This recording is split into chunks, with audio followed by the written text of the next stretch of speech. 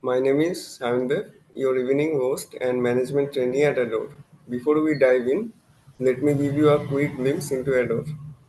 Adore is a global network of students and young professionals like yourselves, all passionate about inspiring you to make a positive impact. We connect you with established professionals and offer a platform to learn from their journeys. Now, on behalf of Team Maverick and Adore, we are thrilled to welcome you to this webinar on how to learn a foreign language efficiently. To make this session even more engaging, I request all the participants to switch on their cameras kindly. And now, the moment we all have been waiting for. Our esteemed guest speaker for tonight is Miss Nomfundo Manzini. Miss Nomfundo Manzini is a polyglot with a demonstrated history of working in the higher education industry. She is skilled in lecturing, research, English, and teaching French, and she has a strong educational professional with a master in child-sensitive social policies. She is currently an intern at the ACBF in the operations department.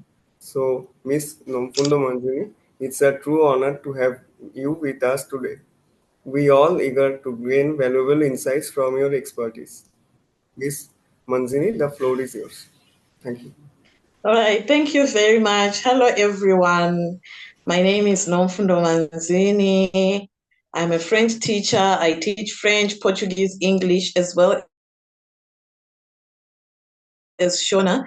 And I also run a company called Fundalen. And one of our main goals is to teach people French and English, enhancing people's lingual skills in written work, oral work, listening, and spoken language. So today, I'm going to teach you how to learn a foreign language effectively. The reason why I chose this topic is since I said I run an online school and I'm also a teacher by profession and qualification. So this is one of my areas that I feel that I am very confident in talking about because I have over 10 years experience as a polyglot, and I am more than happy to share all the information that I've acquired over the years with you. Next slide. Before we start, I wanted to ask, what is a language? The definition of a language is found on the next slide. A language is a system of words or signs that people use to express thoughts and feelings to each other. So from this, we can deduce that a language is made up of words, and sometimes it's made up of signs. As you know, some people use the alphabet when writing or when communicating. Others, they use hieroglyphics. Others, they use characters. So when we are talking about a language, we are talking about a system of those words, a group of those signs that people use to express thoughts and feelings to each other. This also implies that when we are talking about a language, we are not talking about interpersonal communication, but then we are talking about communication that people do to each other. This does not include thoughts that you do to yourself, but then this includes communication that you do with other people, sharing ideas, sharing thoughts, sharing feelings, and everything. That is what a language is. A language can also be defined as a system of communication consisting of sounds, words, and grammar, or the system of communication used by people of a particular country or profession. According to the philosophy expressed in the myths and religions of many peoples, language is the source of human life and power. Almost everyone knows at least one language. Yes, especially the last part. We know at least one language. That's how we are able to communicate with each other.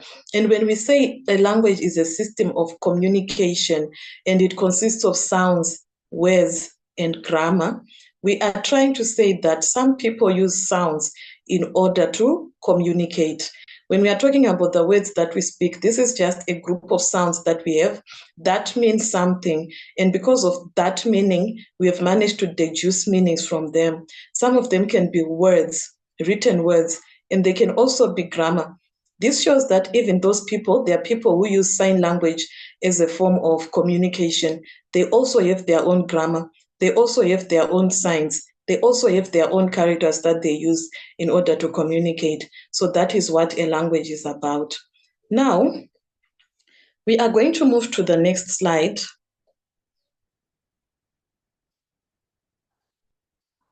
And we are going to look at the difference between a first language and a second language. A first language is normally a language that a person speaks at home. The first language that a person learns when they are still an infant. The first language that a person gets exposed to when they are still a child. That is what is called a first language. The second language now is that other language that a person can learn. This language may not be learned at home. This language may actually be acquired at school, but then the bottom line is this is not someone's primary language. It's actually a secondary language. Now, the difference between a first language and a second language is the first language is an acquisition of children's acquisition of their native language. So we are saying the first language is a native language, while the second language is not the native language. So you notice that in most communities, there can be a first language, especially in areas like Africa. We have our first languages, which is normally our mother tongue. And then after that, we have another language that we acquire outside of the home. That is what is called a second language. A first language acquisition is a subconscious process. It means you just learn without thinking much about it, just like the way we learn our first language from home. But then the second language acquisition is an active and conscious process. This is something that you make a conscious decision to learn. And the first language does not require explicit instructions or education, while a second language requires instructions or education because you will be acquiring this language from maybe a classroom.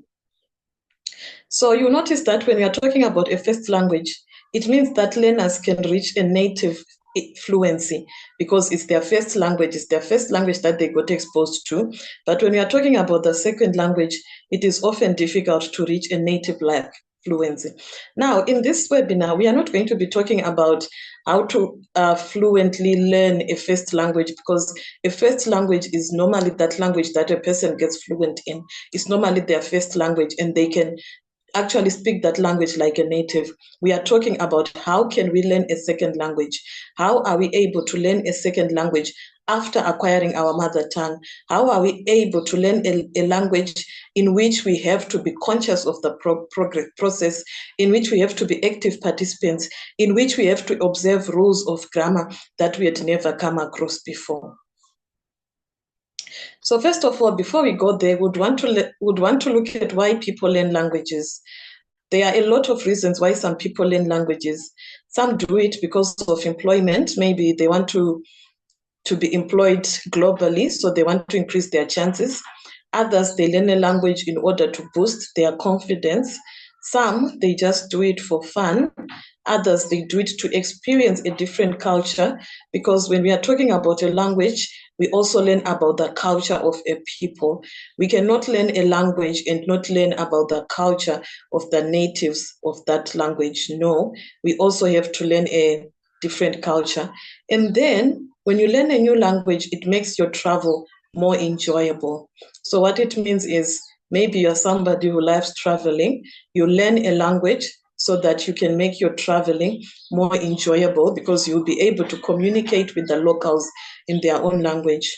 We also learn languages to make new friends, to improve our brain, and to improve our communication and social skills.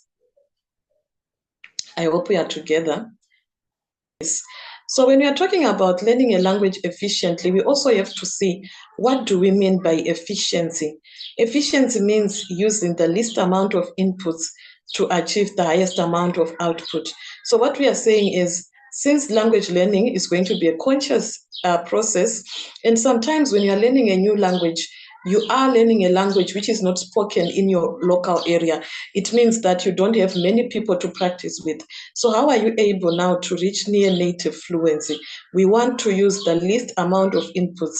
We want to learn how to use the least amount of effort in order to achieve this fluency that we are talking about.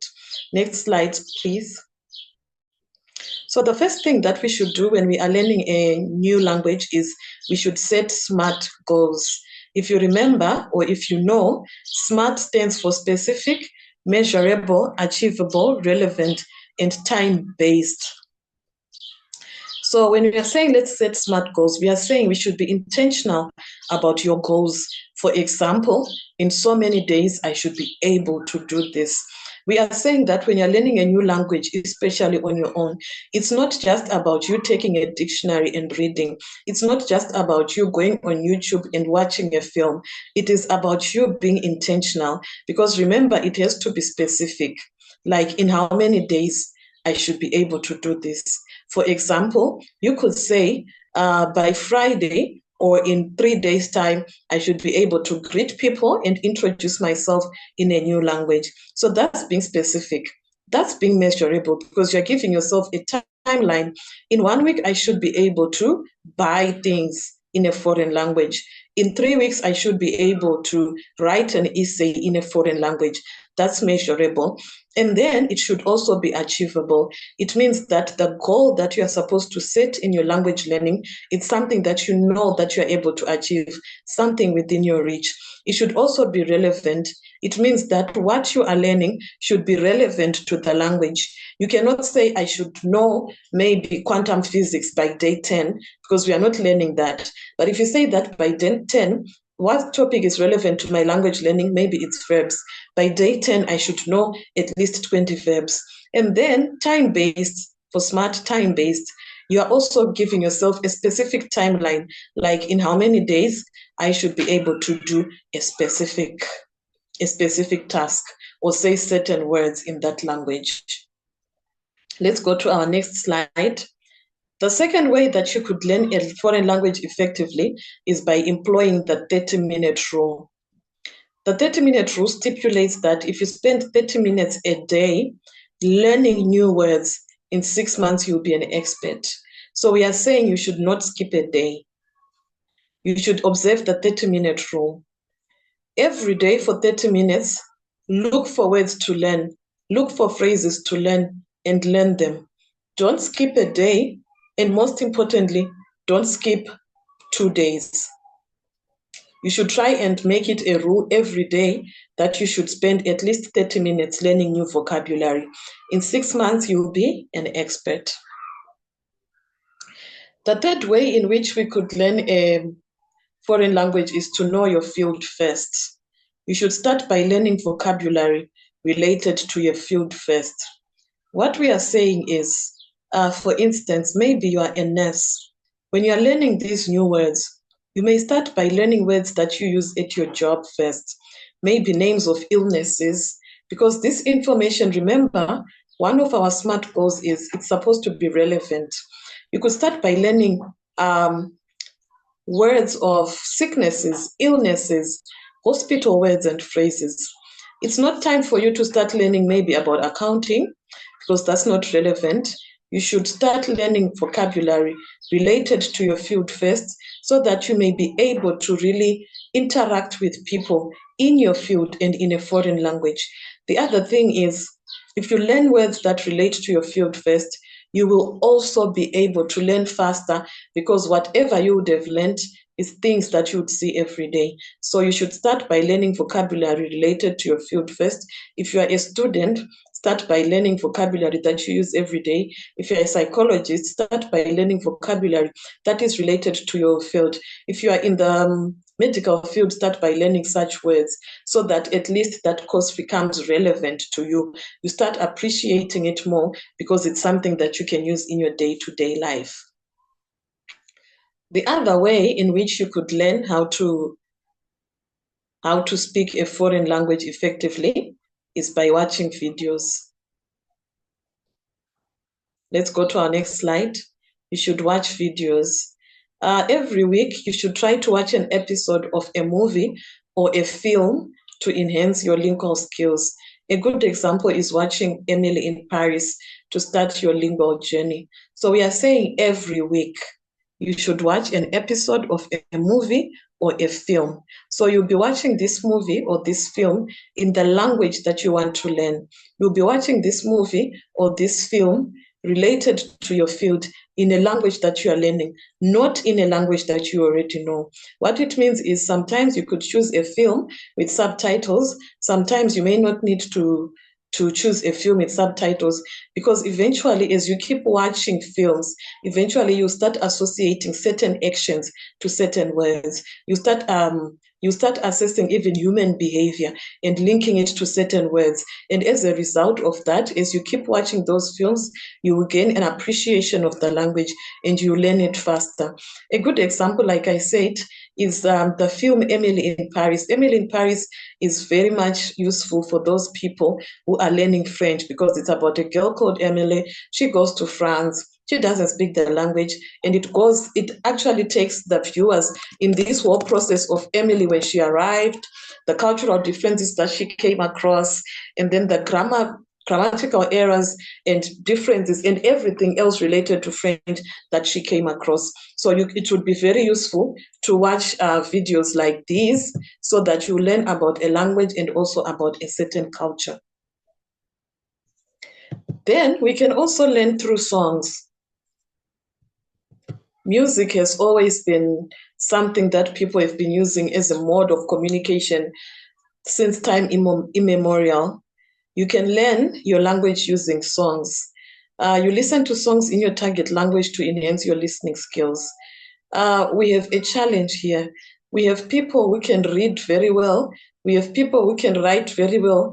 But there are some people who can write. For example, there are people who can read and write English very well. But then when someone is speaking in English, they cannot understand.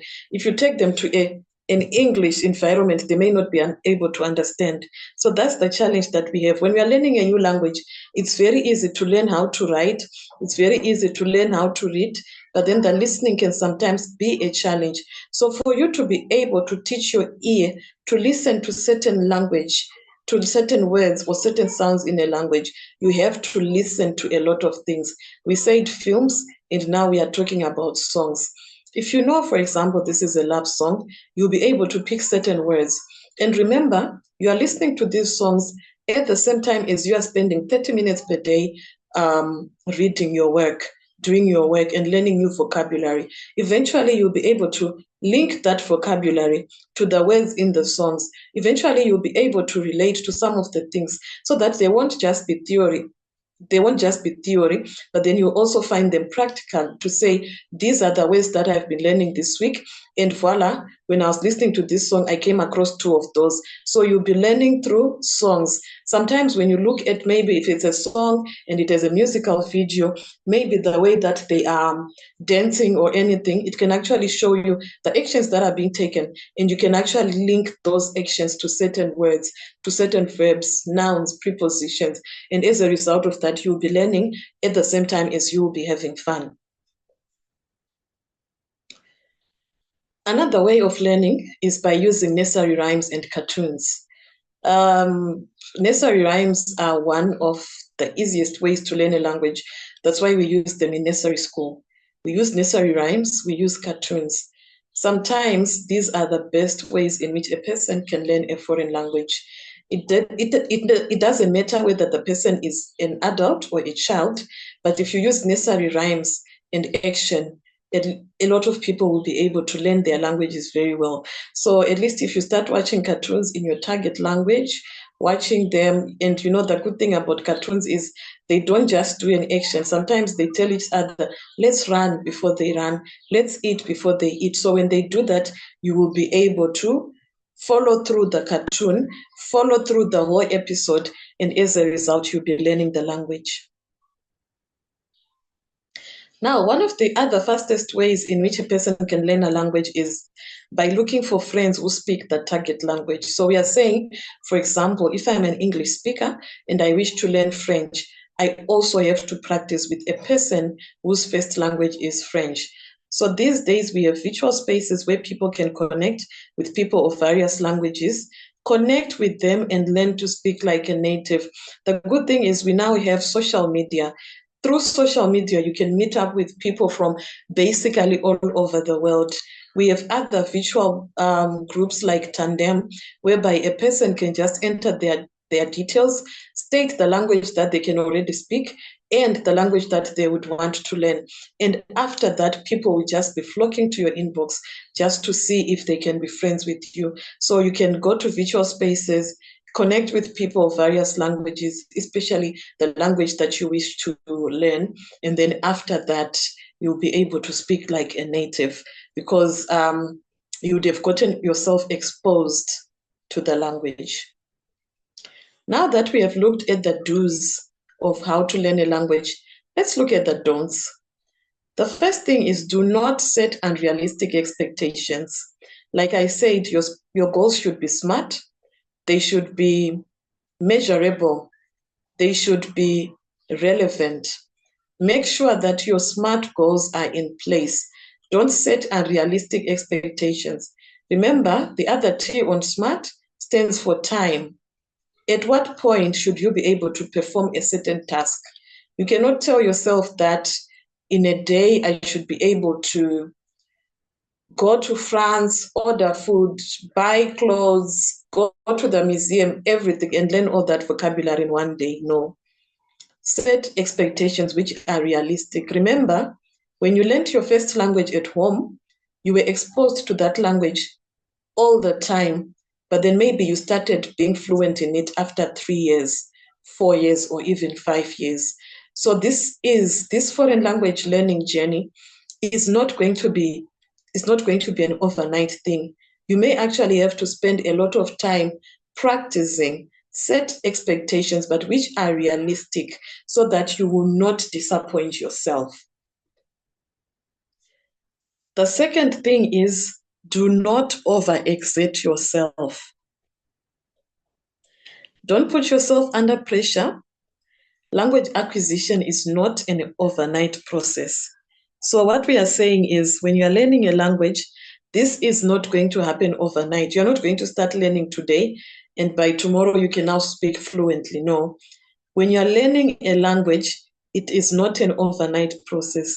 For example, if you look at the 5 stages of a second language acquisition, the first one is the silent or receptive phase. And in this first stage, second language learners dedicate time to learning vocabulary of the new language. They may also practice saying new words and terms. So it means there's the first part, which is the silent or receptive phase, whereby you are now just learning random words, whether it's names of fruits, names of planets, names of food, names of clothes, and everything. This is the first stage, whereby you just are learning a new language and practicing saying new terms. The second phase is the early production phase, and it's when we begin to collect new words. During this time, we may start to say some terms and may begin forming short phrases of early word combinations. So you get to a point whereby you can now link this word and come up with a sentence. And when we are in this stage, we are not saying that we are going to talk about a lot of things. It's not going to be a very long sentence. It can just be a very short sentence with subject, verb plus object. I go to work. Peter eats ants. Mom cooks food. Just those simple phrases. Then the third stage is the speech emergence or production. By the time the second language learners enter into this third stage, they've collected several thousand words. This is an exciting phase as they begin to communicate by combining these learned words into short phrases and sentences.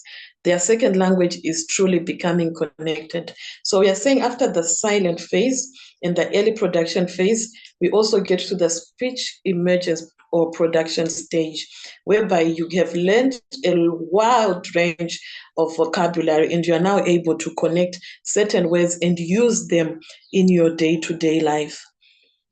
The fourth level occurs when speakers begin communicating in complex sentences. That is, sentences which will include conjunctions and sequence and connect related clauses. This is a critical stage for allowing even more connected language and true conversations to emerge. Second language learners may also begin to think in their second language at this time, again reflecting the significant progress that has been made. So when we are now at the intermediate fluency, it means a person can now talk about complex things, complex matters. It's no longer just a subject verb object agreement, but then a person can now include prepositions, other clauses, conjunctions, and everything else. And then finally, at the fifth stage, this is when we have finally gotten to near native fluency, whereby you continue to develop new language and to develop accuracy with increasing complexity and with social pragmatics. So it means when you are learning a new language, don't overexert yourself. Don't put yourself under pressure. You are going to go through all these stages. But the good thing is, even though they may take time, the good thing is eventually you eventually get to the fifth stage, which is going to be the continued language development or fluency stage. And then finally, one thing that you should do when you are learning a language is you should have fun. Make this a worthwhile experience. Have fun while you're doing it. Remember your SMART goals. If you stick to your SMART goals and you're not putting so much pressure on yourself, eventually this will make the journey much more bearable. The last thing that you would want to do is to perhaps learn a language the hard way. You wouldn't want to learn it the hard way. You wouldn't want to learn it in a painful way. At least make sure that in whatever you're doing, have fun while you're at it. Thank you very much for joining my webinar. I hope it's been helpful. If you have any questions, please, you may bring them in now. Thank you. Miss Nomfundo Manzini, for your special presentation. And now I will request all the participants to submit their doubts and questions in the chat box if they have any, and the speaker will address accordingly. Thank you. So, ma'am, there was one point that you were saying that uh, people should learn new languages and writings. I'm listening. Huh. So, ma'am, don't you think that making an adult learning a new language can be a tiresome kind of thing? Okay, you know what? Everything that is worthwhile is always tiresome. But then the good thing is, just because it's tiresome does not mean that it's not achievable. That's why you notice that even when we are adults, we continue learning. We go back to school. Some people get their degrees when they are way past their prime. Some go back for their masters, some go for their PhD. So yes, it is a tiresome process, but like I said, it is up to you to make it bearable. That's why I also mentioned that instead of maybe just concentrating on reading, watch films. Look for a film that you like. Look for a film with subtitles. Maybe you like comedies. Look for a comedy film. You'll be having fun while you are learning. You go and then you are watching and then you are learning. At the same time, you are having fun. You are listening to your songs. You are doing other things. At the same time, you are learning new words and you are dancing along to the song. So it's not very tiresome, but then it's now up to you to make it fun. And the good thing about learning a new language or a new skill when you're an adult is you can dictate your pace. It's different from when you are a young learner, whereby the teachers can dictate their pace for you. As an adult, you can choose which one of the methods that I've highlighted here that you may want to use. Okay, thank you, ma'am. You're welcome.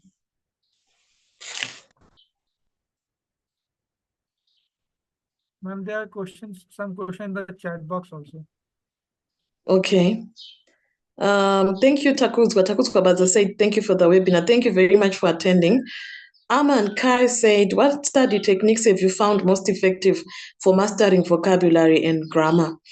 One thing that I've learned is, like I said, there's the 30-minute rule, whereby you spend 30 minutes a day learning new words. One thing about doing this is you do not have to cram them, because a lot of people, when they hear that we are learning a new words, they think we have to cram them. We are not going to cram them. We are going to learn them. And one way of learning them is, number one, you can look for a picture dictionary so that you'll be able to attach meaning to a particular picture or image. The other thing is you can actually look for a song, just try and attach meaning to a certain action, either in a movie or in a film. And the other thing is you have to learn your words. Don't cram them, learn them. If it means you are going to read over a word 30 times for you to understand what it means, then by any means possible, do so. And the other thing that I would want to highlight is, for me, the techniques that I've highlighted may be very effective for mastering vocabulary and grammar, according to me, but then it's also up to you as an individual to also try and discover which ones would work for you from the ones that I have highlighted. So yes, I have mentioned mine, you learn the vocabulary and everything, but then at the end of the day, it's also up to you to also check which ones are most. Okay, the next question says, how important is immersion and what are some practical ways to achieve it if you can't travel to a country where the language is spoken?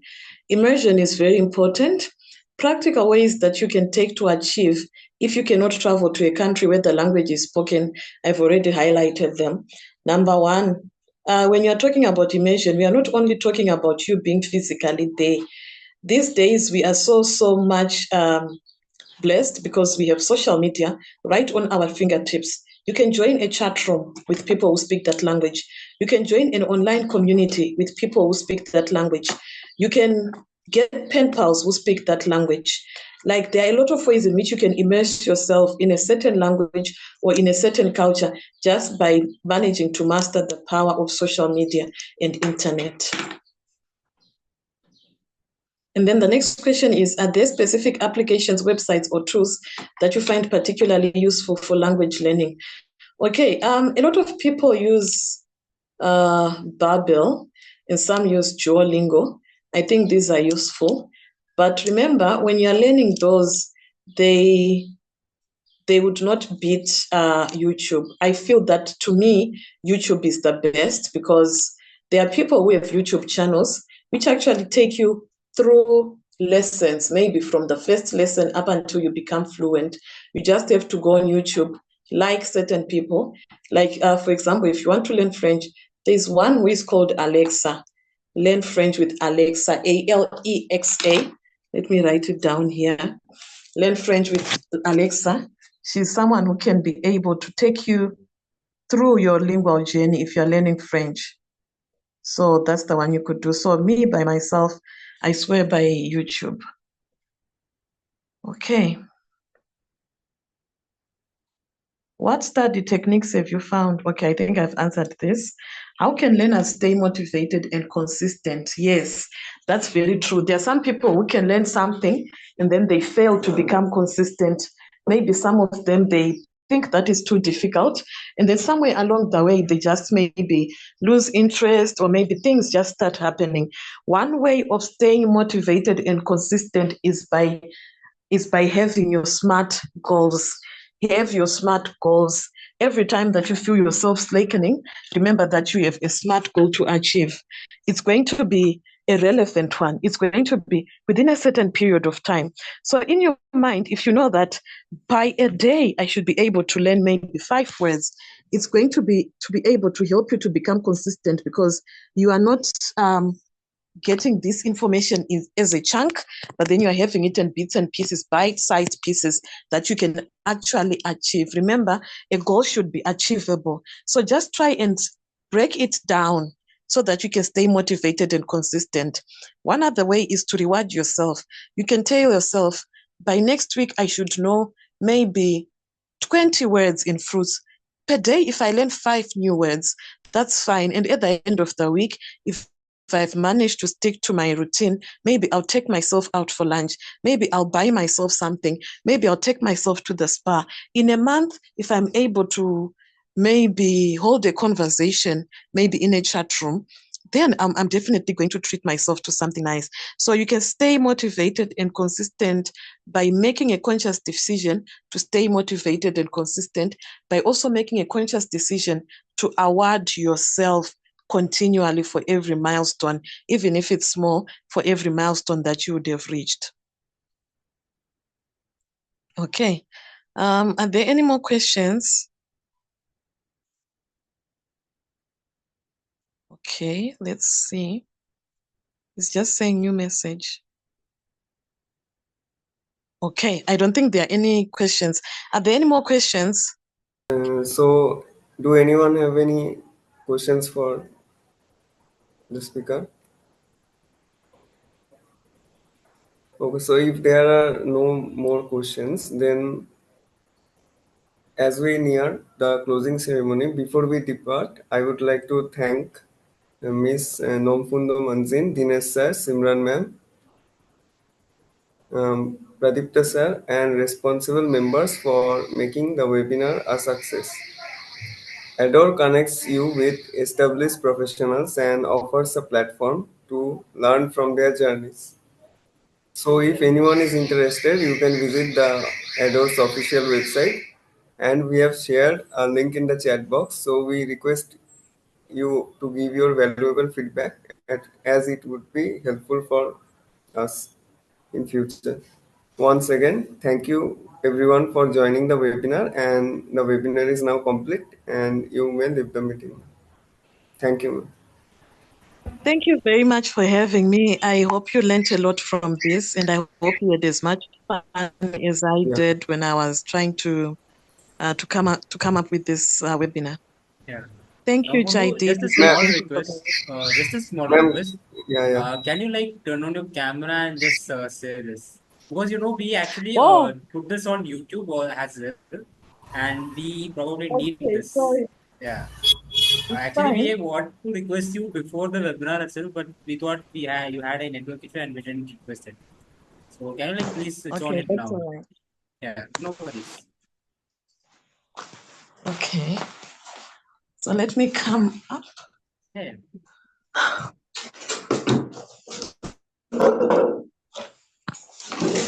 Okay. Let's see. Oh, okay, I go to the start video button while using the app. Hello. Yeah. Hi. That's what. Hi. Yeah. Hello so much. And thank you so much for joining Nomfundo. It was a great webinar, I would say. Probably we will have learned a lot about the languages, especially me, who has lack of language learning. And I actually wanted to learn more about French. And I think I will try that Alexa thing that you just said. It would be very Okay. helpful for me. Yeah. So thank you Nomfundo for joining. It was a great All session for right. you. Yeah. So bye Thank bye. you so much. Have a good day. Thank you. Same to you. Goodbye. Goodbye. And all the participants, thank you so much for joining.